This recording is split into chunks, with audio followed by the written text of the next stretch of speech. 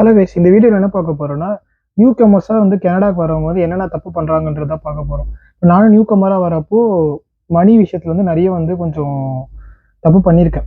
அதில் வந்து நான் என்னென்ன கற்றுக்கிட்டேன், நீங்கள் புதுசாக வரப்போ என்னெல்லாம் பண்ணக்கூடாது, இப்போ இருக்கவங்களும் அந்த தப்பை பண்ணிட்டு இருப்பாங்க, அவங்களுக்கு இந்த வீடியோ ரொம்ப யூஸ்ஃபுல்லாக இருக்கும். ஸோ நீங்கள் வந்து கனடாக்கு வரப்போ ஒரு ஒரு ட்ரீமோடு வந்திருப்பீங்க. ஸோ ஃபினான்ஷியலாக செட்டில் ஆகணும், ஸோ இந்தியாவில் கொஞ்சம் நல்ல இன்கம் அனுப்பி விட்டு கொஞ்சம் அங்கே செட்டில் ஆகணும், நீங்கள் ஃபினான்ஷியல் ஃப்ரீடமாக இருக்கணும், இல்லை ஊரில் கடன் இருக்கும், அந்த கடன் அடைக்கிறதுக்காக கனடா வந்திருப்போம். இப்போ நீங்கள் கனடா வந்தோடனே ஒரு பார்ட் டைமில் ஒரு ஜாப் கிடைக்கும், இல்லை ஒரு ஃபுல் டைமில் ஒரு ஜாப் கிடைக்கும். ஸோ ஒர்க்குக்கு வரவங்களுக்கு ஒரு டிஃப்ரெண்ட்டான இது, பார்ட் டைம் வர ஸ்டடி படிக்க வந்தவங்களுக்கு பார்ட் டைம் கிடைக்கும். இப்போ வந்து நம்ம ஒரு சேலரியை பார்ப்போம். சேலரி வந்தோடனே எல்லாரும் பண்ணுற தப்பு என்னன்னா, ஓவர் எக்ஸைட்மெண்ட் ஆகிட்டு எல்லா தேவைக்கு இல்லாததெல்லாம் ரொம்ப தேவை இருக்கும், ஆனால் ரொம்ப அந்த நீடாக இருக்காது. அது அது ஒரு தேவை தான், ஆனால் வந்து அதை நீடாக மாற்றி ஃபோன் வாங்குறது, சில பேர்லாம் கார் வாங்குவாங்க, சில பேர் வந்து ஓவர் எக்ஸ்பென்ஸ், ஓவர் ட்ரெஸ்ஸு அப்படி இப்படி செலவு பண்ணுவாங்க. அதுதான் முதல் தப்பு. ரெண்டாவது, யாருமே வந்து ஒரு பட்ஜெட்டை ட்ராக் பண்ணவே மாட்டாங்க. எப்படின்னா, சம்பளம் வரும், அது எங்கே போகுதுன்னே தெரியாதுன்னுவாங்க. அப்புறம் கிரெடிட் கார்டு யூஸ் பண்ணும்போது கண்டமேனி கிரெடிட் கார்டு, அது வந்து ஏதோ ஃப்ரீயாக கிடைக்கிற மணி மாதிரி நிறைய யூஸ் பண்ணிகிட்டே இருப்பாங்க. ஆனால் அது ஒரு கடன் வாங்குற மணின்றது எல்லாரும் மறந்துட்டு, கிரெடிட் கார்டு எனக்கு $1000 லிமிட் இருக்குது, $2000 லிமிட் இருக்குது, $5000 லிமிட்னு சொல்லிட்டு கண்டமேனி ஸ்வைப் பண்ணி காசு அனுப்புகிற மாதிரி இது பண்ணிட்டு இருப்பாங்க, கிரெடிட் கார்டு அடிச்சிட்டு இருப்பாங்க. ஸோ அப்பயும் காசு எங்கே போகுதுன்னு தெரியாது. இப்போ நான் கனடாக்கு வந்தப்போ நான் மெக்டியில் வேலை பார்த்துட்டேன், மெக்டொனால்ட்ஸில் வேலை பார்த்தேன். அப்போ வந்து எனக்கு மந்த்லி $1000 $1500 சம்திங் எனக்கு இன்கமாக வரும். இப்போ அது வரப்போ நான் என்ன பண்ணுவேன்னா, நான் அப்போ வந்து நான் வந்து வெளியில் மோஸ்ட்லி ஷாப்பிங்லாம் எனக்கு அவ்வளோ பிடிக்காது. மோஸ்ட்லி அந்த மாதிரி ஃபோன் வாங்குறது, கார் வாங்குறது, அதிலலாம் வந்து நான் இங்கே ஸ்பெண்ட் பண்ண மாட்டேன். ஆனால் வந்து நான் கொஞ்சம் நிறைய வெளில சாப்பிட்டேன். ஸோ நான் நிறைய வந்து வெளியில் வந்து சாப்பிட ஆரம்பித்தேன். புதுசு புதுசாக சாப்பிடணும்னு சொல்லிட்டு சாப்பிடலாம், வெளில சாப்பிடலாம், எல்லாருமே என்ஜாய் பண்ணலாம். வீக்லி ஒன்ஸ் மட்டும் இல்லாமல் நான் என்ன பண்ணிட்டேன், மெக்டொனால்ட்ஸ் வேலை செய்ய பசிக்கிறனால மெக்டொனால்ட்ஸ்லேயே சாப்பிட்றது, இல்லை வெளியில் நிறைய ஒரு ரெஸ்டாரண்ட் சாப்பிட்றேன்னு சொல்லி நிறைய சாப்பிட்டேன். அதை நான் பட்ஜெட்டை சுத்தமாக ட்ராக்கே பண்ணலை. இப்போ நான் ரொம்ப ரெக்ரெட் பண்ணுறேன். ஐயோ, அந்த 2 இயர்ஸ் மெக்டொனால்ட்ஸில் ஒர்க் பண்ணும்போது கொஞ்சம் அமௌண்ட்டை நம்ம வந்து இன்வெஸ்ட் பண்ணியிருந்தால் கொஞ்சம் நல்லா க்ரோ ஆகிருக்கும் இன்கம்மு, இல்லை நம்ம எமர்ஜென்சி ஃபண்ட் சேர்த்து வச்சுக்கலாம்னு சொல்லிட்டு இப்போ யோசிக்கிறேன். ஆனால் அந்த தப்பு நீங்கள் பண்ணாதீங்க. நீங்கள் இன்கம் வாங்குறீங்கன்னா எப்போவுமே நான் ஒன்று என்ன சொல்கிறேன்னா, ஒரு சேலரி உங்களுக்கு வந்து அந்த சேலரியை முதல்ல தூக்கி உங்களோட வேற ஒரு அக்கௌண்ட் கிரியேட் பண்ணி வச்சுங்க. ஒரு நல்ல இன்ட்ரெஸ்ட் தர ஒரு அக்கௌண்ட்டாக கிரியேட் பண்ணி வச்சுங்க. நான் வந்து பிசி ஃபைனான்ஸ்னு ஒரு அக்கௌண்ட் வச்சிருக்கேன். அது வந்து 2.2% இன்ட்ரெஸ்ட் தரும். நீங்கள் அதில் டைரக்ட் டெபாசிட் வச்சிருந்தீங்கன்னா 2.7% இன்ட்ரெஸ்ட் தருவாங்க. ஸோ 2.2% இன்ட்ரெஸ்ட் தருதுன்னா நீங்கள் அந்த அக்கௌண்ட் கிரியேட் பண்ணிவிட்டு சேலரி வந்தோடனே அந்த அமௌண்ட்டை தூக்கி அங்கே போட்டுருங்க. அதுக்கப்புறம் ஸ்பெண்ட் பண்ணுறதுக்கு மட்டும் ஸ்பெண்ட் பண்ணுறதுக்கு தேவையான அந்த கிராசரிஸ், அதுக்கப்புறம் டிரான்ஸ்போர்ட்டேஷன், அதுக்கப்புறம் ரெண்ட், இந்த 3த்துக்கான அமௌண்ட்டை மட்டும் செக்கிங் அக்கௌண்ட்டில் வச்சுட்டு மீதி இருக்க எல்லா அமௌண்ட்டையும் தூக்கி பிசி ஃபைனான்ஸில் இருக்க சேவிங்ஸ் அக்கௌண்ட்டுக்கு மாற்றிடுங்க. ஐ இன்ட்ரெஸ்ட் தரக்கான அக்கௌண்ட்டுக்கு நான் பிசி ஃபைனான்ஸில் ஒரு எக்ஸாம்பிளாக வச்சு சொல்கிறேன். நான் அதில் மாற்றி அதில் சேவிங்ஸில் போட்டு வச்சுருவேன். ஸோ அது பாட்டி இன்ட்ரெஸ்ட் மாதம் மாதம் உங்களுக்கு தரும். செக்கிங் அக்கௌண்ட்டை மட்டும் யூஸ் பண்ணும். ரொம்ப தேவைப்பட்ட மட்டும் பிசி ஃபைனான்ஸில் வந்து திரும்ப என்னோட மெயின் என்னோட ரெகுலரான யூஸ் பேங்க் அக்கௌண்ட் நான் அனுப்பி வச்சுப்பேன். ஸோ இதுதான் வந்து ஆக்சுவலி பண்ணணும். ஆனால் நிறைய பேர் பண்ணுற தப்பு என்னன்னா, செக்கிங் அக்கௌண்ட்லேயே காசு இருக்கும், இல்லை அந்த ஒரே பேக்குள்ளே காசு வச்சிருப்பாங்க. கிரெடிட் கார்டு யூஸ் பண்ணுவாங்க, அதில் வந்து checking account credit card transfer பண்ணுவாங்க. மாதம் மாதம் வந்து இதே மாதிரி போகும், காசு எங்கே போகுதுன்னே தெரியாது. ஏன்னா நம்ம வெளில சாப்பிட்றப்போ $20 $10ன்னு சொல்லிட்டு போனோம், ஆனால் லாங் டேர்மில் பார்த்தீங்கன்னா நிறைய ஸ்பெண்ட் ஆகிருக்கும், நமக்கு கண்ணுக்கே தெரியாது.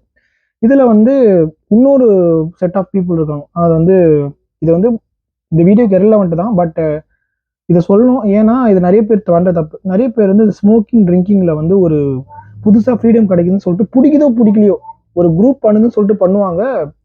அதில் வந்து நான் கண்கூட எனக்கு தெரிஞ்ச பசங்களாம் பார்த்துருக்கேன், ஸ்மோக்கிங்கில் நிறைய ஸ்பெண்ட் பண்ணுவாங்க, அவங்களுக்கு தெரியாமல் அவ்வளோ அடிக்ட் ஆகி ஸ்பெண்ட் பண்ணுவாங்க. அது யூஸ்லெஸ், ரொம்ப பக்கா யூஸ்லெஸ். அது வந்து அது ஹெல்த்துக்கும் பிரயோஜனம் இல்லை, ஃபினான்ஷியலாக்கும் பிரயோஜனம். இது ஒன்று நான் வெளியில் சாப்பிட்ட தப்பு பண்ணேன், அதை வந்து நான் இப்போ ரெக்ரெட் பண்ணுறேன். ஆனால் நீங்கள் என்ன பண்ணணும்னா, ஒரு சேலரி வருதுன்னா அதை ட்ராக் பண்ணணும்.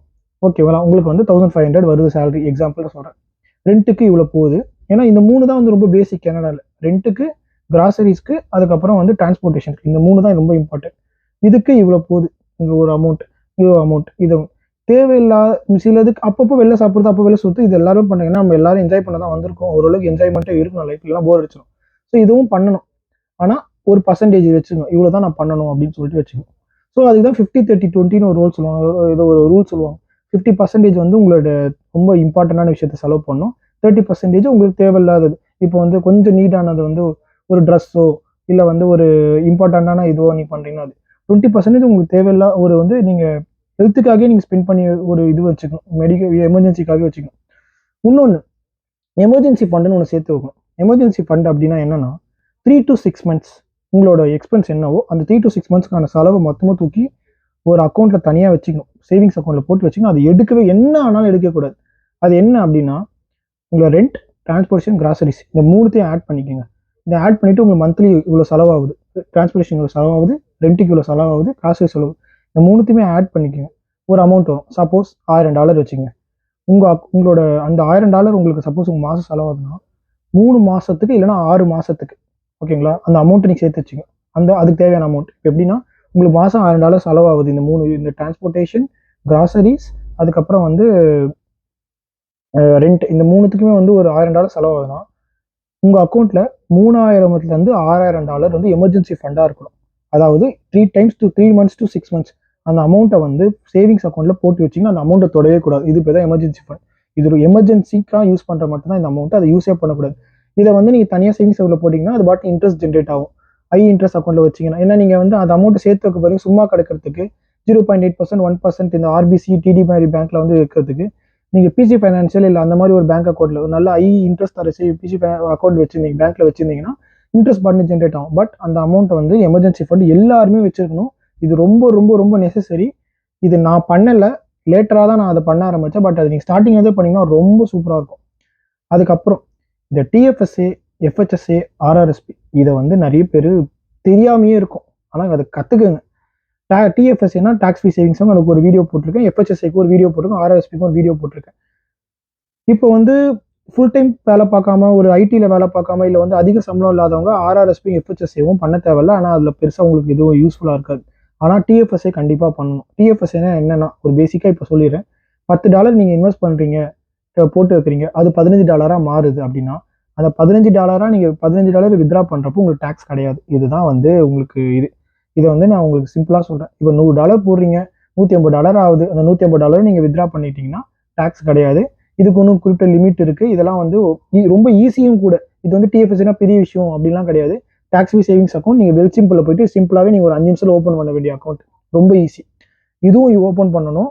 எப்படின்னா உங்கள் சேலரி 1500 வருதுன்னா ரெண்ட்டு, கிராசரிஸ், டிரான்ஸ்போர்ட்டேஷன் மூணுத்துக்கும் எடுத்துட்டு ஒரு குறிப்பிட்ட பர்சன்டேஜ் அட்லீஸ்ட் $50, அட்லீஸ்ட் $100 அதெல்லாம் நீங்கள் சும்மா ரேண்டமாக நீங்கள் வெளில ஸ்பெண்ட் பண்ணுவீங்க. அந்த காசை இன்வெஸ்ட்மெண்ட்டில் போட்டே ஆகணும். இன்வெஸ்ட்மெண்ட்டை பொறுத்த வரைக்கும் எவ்வளோ அதிகமாக அமௌண்ட் போகணும்னு அவசியம் கிடையாது. எவ்வளோ சீக்கிரமாக ஆரம்பிக்கணுன்றதா ரொம்ப ரொம்ப இம்பார்ட்டன்ட். ஸோ அதனால் சீக்கிரமாக இன்வெஸ்ட் பண்ண ஆரம்பிங்க.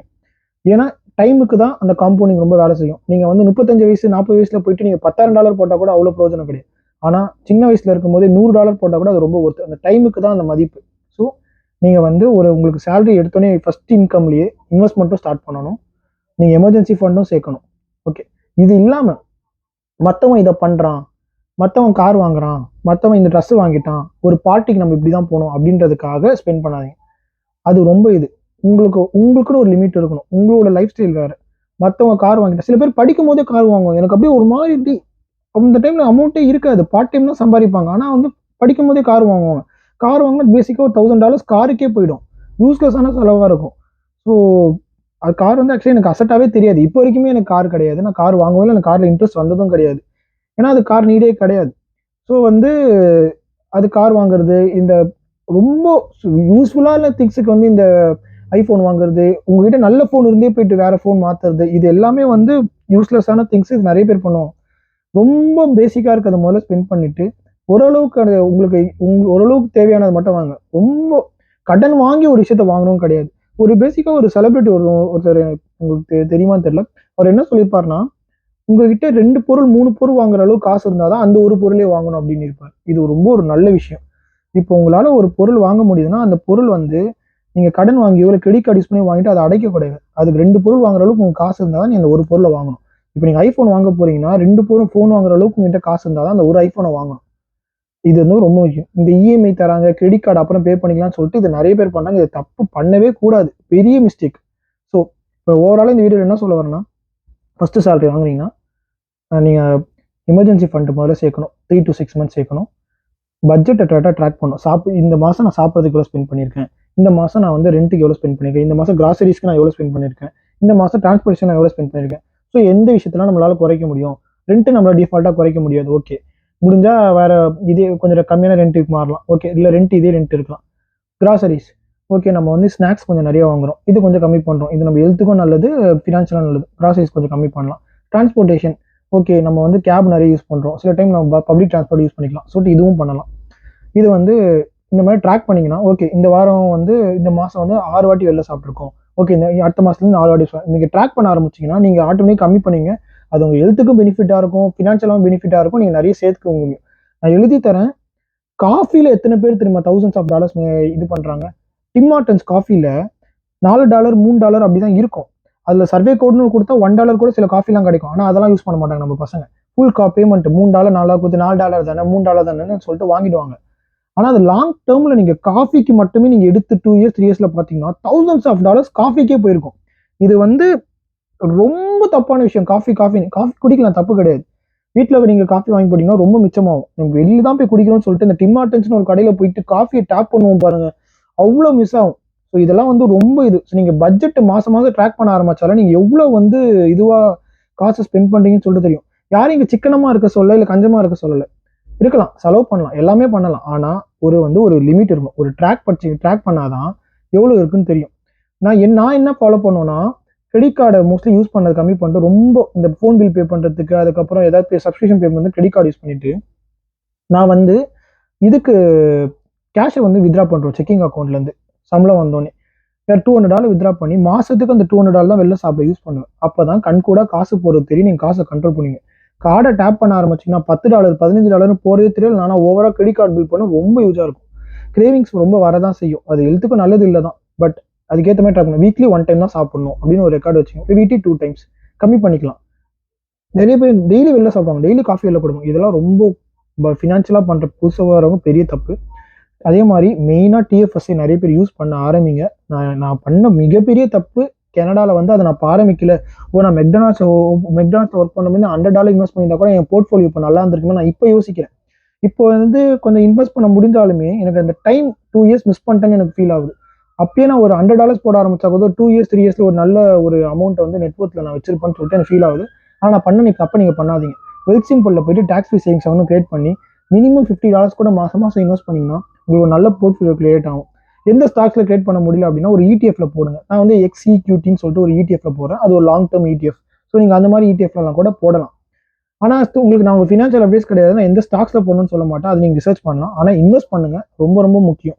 ஸோ இது ஃபஸ்ட்டு பண்ணுங்க. எமர்ஜென்சி ஃபண்ட் சேருங்க. ரொம்ப வந்து தேவையில்லாததுக்குலாம் நிறைய செலவு பண்ணாதீங்க. உங்களுக்கு எந்த நீடோ அது மட்டும் செலவு பண்ணுங்க. கரெக்டான மணி ஆர்கனைஸாக வச்சிங்க.